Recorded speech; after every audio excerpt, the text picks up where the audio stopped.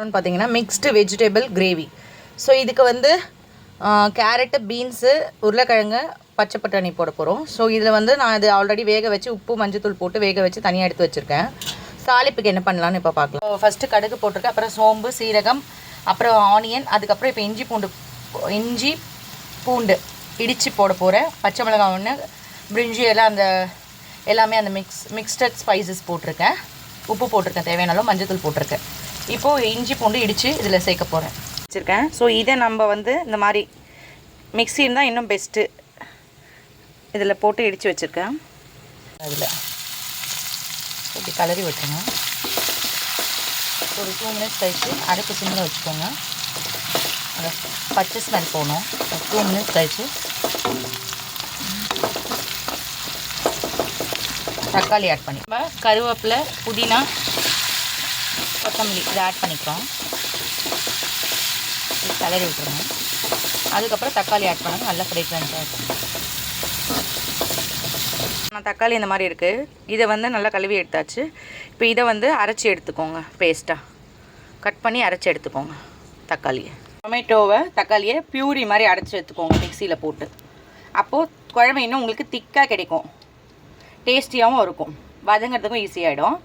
So இப்போ இதை நம்ம வந்து இதில் வந்து ஆட் பண்ண போகிறோம். ஸோ ஆட் பண்ணிடுச்சு. நல்லா ஒரு 5 மினிட்ஸ் ஆகட்டும். கலர் சேஞ்ச் ஆகணும். ஆல்ரெடி காரத்துக்கு ஒரு பச்சை மிளகாய் போட்டிருக்கேன், மஞ்சள் தூள் போட்டிருக்கேன், உப்பு தேவையான அளவு போட்டுக்கோங்க. இது நல்லா கொஞ்சம் வதங்கணும். அரைச்சி ஊற்ற போகிறோம்.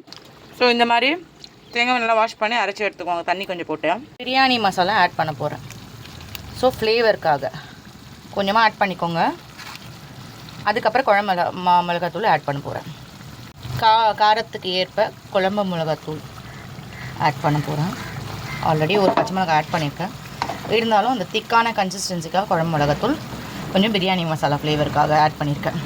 விட்டுருங்க.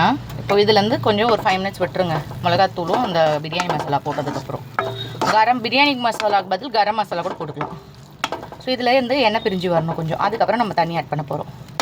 ஆல்ரெடி காய்கறியை வேக வச்சுருக்கோம். பீட்ரூட் இல்லை, பீன்ஸ், கேரட், உருளைக்கிழங்கு, நெக்ஸ்ட்டு வந்து பச்சை பட்டாணி, மீல் மேக்கர் தனியாக சுடு தண்ணியில் போட்டு வச்சுருக்கோம். வந்து இப்போ தண்ணி லைட்டாக ஊற்றிருக்கேன். ஸோ இதை கொதிக்கணும். ஒரு 10 மினிட்ஸ் கொதிச்சா தான் அந்த பச்சை ஸ்மெல்லு போகும். உப்பு கொஞ்சம் ஆட் பண்ணிக்கோங்க. காரெல்லாம் தேவையாக கரெக்டாக இருக்கான்னு பார்த்துக்கோங்க. இது கொதிக்கணும். கொதிச்சதுக்கப்புறம் தான் நமக்கு அந்த காய்கறி ஆட் பண்ண போகிறோம். ஆல்ரெடி காயில் வேக வச்ச தண்ணியே கொஞ்சம் இருக்குது.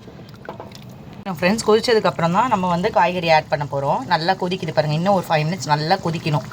அப்போ தான் அந்த பச்சை ஸ்மெல் போகும்.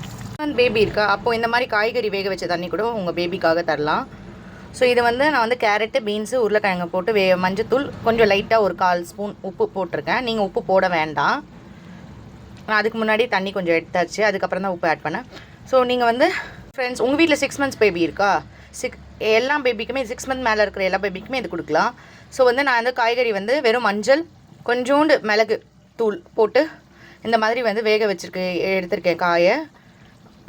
இதில் கேரட், பீன்ஸ், உருளைக்கிழங்கு போட்டு வேக வச்சாச்சு. இப்போ இதை ஃபில்டர் பண்ணி ஒரு தண்ணியாக நான் எடுத்து வச்சுக்கிட்டேன்.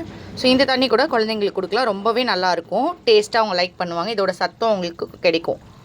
ஸோ இது நீங்கள் ட்ரை பண்ணுங்கள். இது ஒரு ஜூஸ் மாதிரி அவங்க எடுத்துப்பாங்க. ரொம்பவே அவங்களுக்கு ஹெல்ப்ஃபுல்லாக இருக்கும் குழந்தைங்களுக்கு.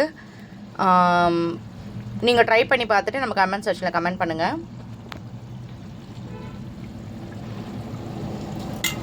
ஸோ பார்த்தீங்கன்னா தெரியும் பாருங்கள் காய்கறி. இதையே நீங்கள் அப்படியே ஸ்மாஷ் பண்ணி கூட மிக்சியில் ஒரு ஓட்டு ஓட்டிட்டு அதை கூட ஒரு பியூரி மாதிரி கொடுக்கலாம். நீங்கள் மிக்ஸ் பண்ணி கூட. இது வெறும் தண்ணி மட்டும் கொடுங்க.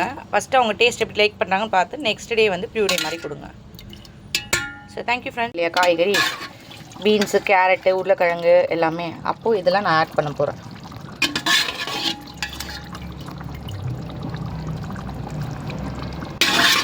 அந்த தண்ணியும் அப்படியே வச்சுக்கோங்க. வேணால் சூப் மாதிரி கூட குழந்தைங்களுக்கு கொடுங்க. கொஞ்சம் மிளகுத்தூள், சீரகத்தூள் போட்டு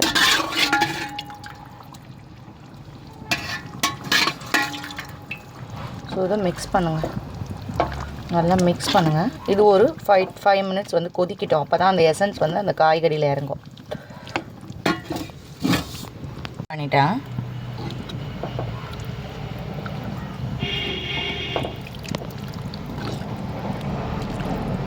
தேங்காயும் உடச்சக்கல்லையும் நான் வச்சுருக்கேன். அதை இதோட ஆட் பண்ண போகிறோம்.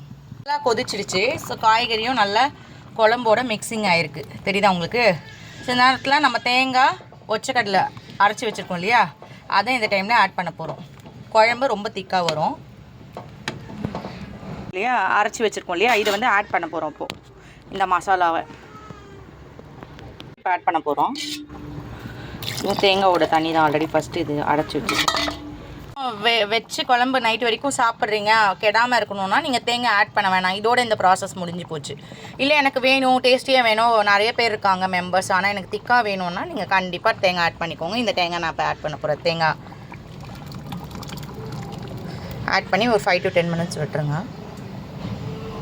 கொதி வரணும். அதுக்கப்புறம் நீங்கள் கொத்தமல்லி போட்டு அடுப்பு ஆஃப் பண்ணிடுங்க. சூப்பரான மிக்ஸ்டு வெஜிடபிள் கறி உங்களுக்கு ரெடி ஆகிடும். இது நீங்கள் சாதத்தோட, தோசை, சப்பாத்தி எல்லாத்துக்கூடும் உங்களுக்கு ரொம்ப கம்ஃபர்டபுளாக இருக்கும். முந்திரி இருந்தால் ஆட் பண்ணிக்கோங்க. தேங்காய் அரைக்கும் போதே போட்டு அரைச்சிக்கோங்க, டேஸ்ட் கொஞ்சம் நல்லா வரும். சரி, ஒரு 10 minutes கொதிக்கணும். நல்லா கொதிச்சிச்சு. இப்போ நீங்கள் இறக்கும்போது கொத்தமல்லி போட்டு இறக்கிட்டிங்கன்னா சுவையான உங்களுக்கு மிக்ஸ்டு வெஜிடபிள் கிரேவி, இதை குருமான்னு சொல்லிக்கலாம், மிக்ஸ்டு வெஜிடபிள் கிரேவின்னு கூட நீங்கள் வந்து இது பண்ணிக்கலாம். ரொம்ப டேஸ்டியாக இருக்கும். ட்ரை பண்ணி பார்த்துட்டு மறக்காமல் கமெண்ட் செக்ஷனில் கமெண்ட் பண்ணுங்கள். நன்றி, வணக்கம்.